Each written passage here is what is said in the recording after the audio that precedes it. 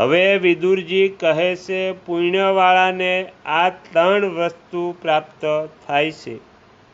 ખાવાનું મળતું હોય ને ખાઈ શકાય તેવું નિરોગી શરીર હોય, સુંદર સ્ત્રી હોય ને ભોગવી શકાય તેવું નિરોગી શરીર હોય, ધન હોય ને ઉદારતા દાતારી હોય. ભાગ્યશાળી આ 3ને અનુકૂળ હોય. જે ભાગ્યશાળી હોય એને આ 3 વસ્તુ અનુકૂળ હોય છે.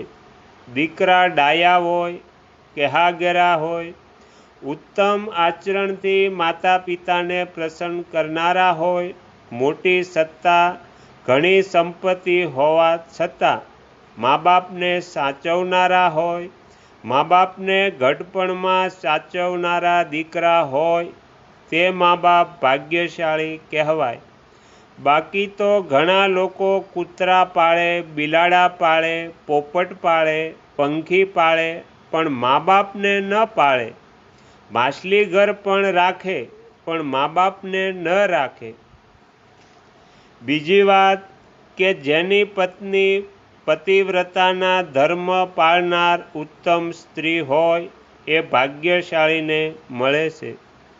ત્રીજી વાત, દુઃખમાં મદદ કરનારા, પ્રેરણા કર્યા વગર ભલું કરનારા, મિત્રની ભૂલ નહીં ગણનારા અને તેના ગુણ ઉપકારને ખૂબ માનનારા, આવા મિત્ર મળવા દુર્લભ છે. જે ભાગ્યશાળી હોય એમને આવા મિત્ર મળે છે.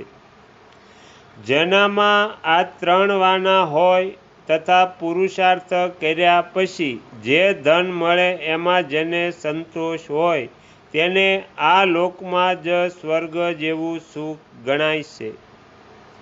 ચારિત્ર્યના 3 લક્ષણ છે. કેવળ સ્ત્રી સંબંધી જ નહીં પણ કોઈ પણ જીવ પ્રાણી માત્રને મન, કર્મ, વચનથી દ્રોહ ન કરવો, દયા રાખવી અને દાન દેવું. શીલ ચારિત્ર્ય એ શ્રેષ્ઠ ઘરેણું છે. ઉત્તમ સ્વભાવ, સારું આચરણ, નૈતિકતા, પવિત્રતા, દયા, દાન, વેરનો ત્યાગ તથા આશ્રમને યોગ્ય બ્રહ્મચર્ય, આ બધા શીલ કહેવાય છે. આ 3 વસ્તુ પ્રભુની કૃપાથી મળે છે. જ્યારે પ્રભુની કૃપા થાય ત્યારે પહેલું મનુષ્ય દેહ મળે છે.